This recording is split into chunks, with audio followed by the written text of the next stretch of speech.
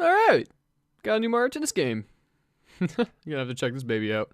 Well, it looks like there's like a decent amount of stuff. Let's try this. Well, that was fun. So is there anything else to do?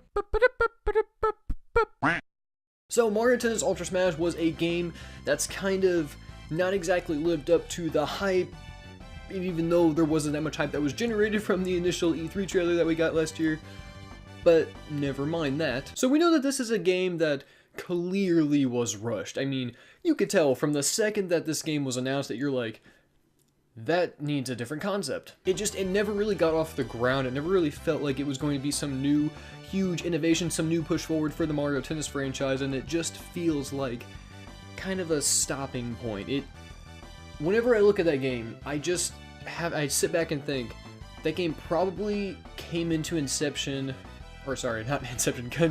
around January of last year, maybe February. Because what we saw at the initial E3 trailer was just some like brief gameplay. We saw the concept of the mega battles, and then that's it. It would be too easy for me to sit here and trash this game. Does that make it a bad game? No, it's not a bad game. That's the thing. That's what's so weird about this. I really felt the need to do this because recently, over the holidays, I did receive this as a gift. And well, I'm very happy about that because I have had a blast playing this game. I haven't played a Mario Tennis in quite some time. I did play a little bit of Mario Tennis Open when it came out, but I wasn't too hooked on the gameplay, but I liked the little tweaks here and there that they did to Mario Tennis Ultra Smash, and that really brought me back in, and I'm addicted to playing this game, and I love it, but then I hate it in some regards too because there is an extreme lack of content in here. I mean, really, the game feels as dry as my bum during the cold winter months. But overall, it still manages to be a good game. Because you see, it's not a bad game in the general sense of people saying games aren't bad. It's clean. It looks great. The presentation is phenomenal. The music is fun and it's upbeat. It's choppy. I like it a lot. The game is polished.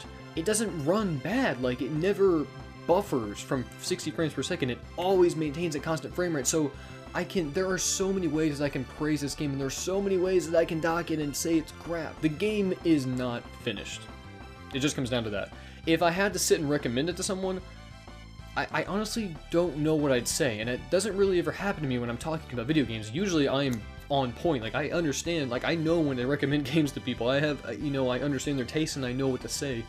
But with this, I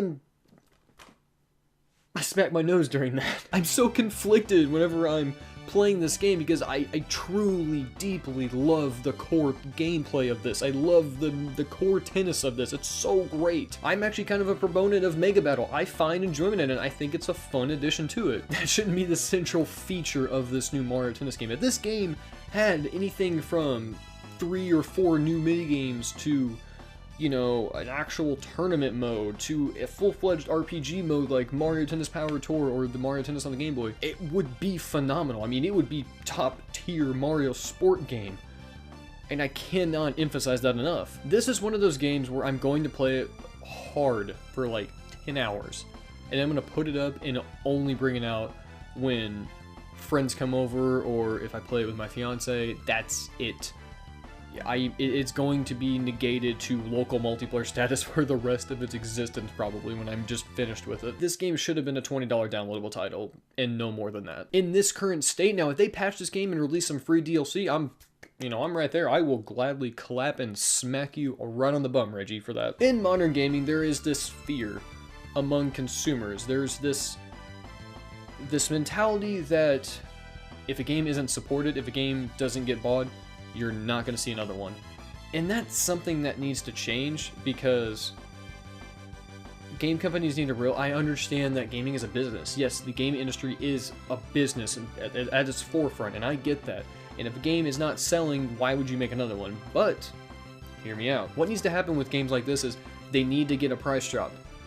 You know, if they're not going to update this and patch it with free stuff for the consumer, they need a price drop because they need to gauge interest in the consumer. If this game still does not sell well at that point, then you need to take a step back and realize, what did we do wrong with that? Then that's where we come in. We as consumers need to directly contact these companies and let them know what's going wrong because reviewers and journalists only have so much pull. I will be writing Nintendo and fully letting them know what I thought was wrong with Mario Tennis Ultra Smash. It just lacks content, it lacks soul, it lacks heart, it needs something. It doesn't feel as vibrant in themes with other Mario Tennis games. I mean, really, the Sprixie from Mario 3D World?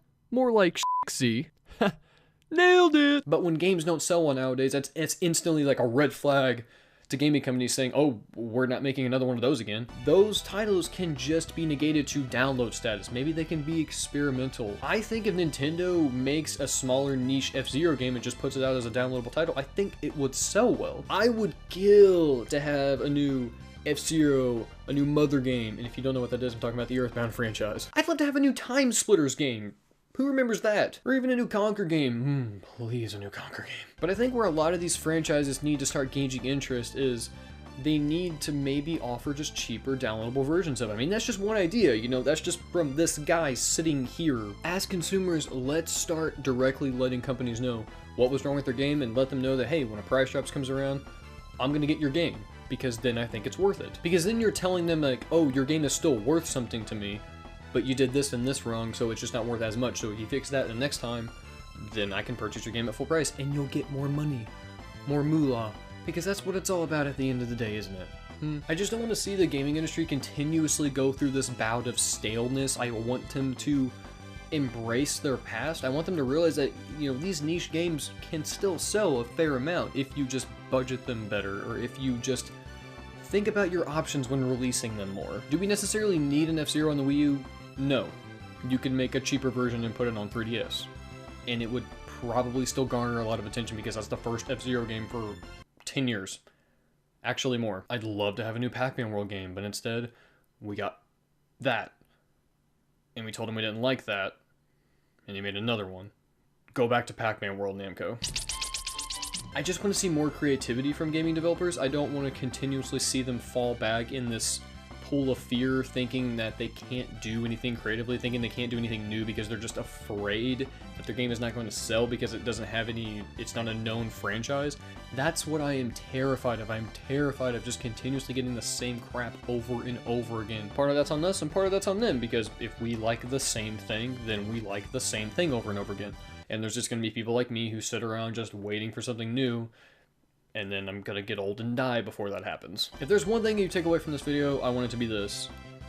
Don't just go around saying angry and bitter things about games that you didn't like or you didn't purchase or have no intention of purchasing without actually letting Nintendo know what was wrong with those things. Let them know. That's the only way they're gonna find out and fix things. I will be letting them know that this was so good and insulting at the same time. I'm still confused about it. But you have the most adoring Yoshi sounds, so I have to love you.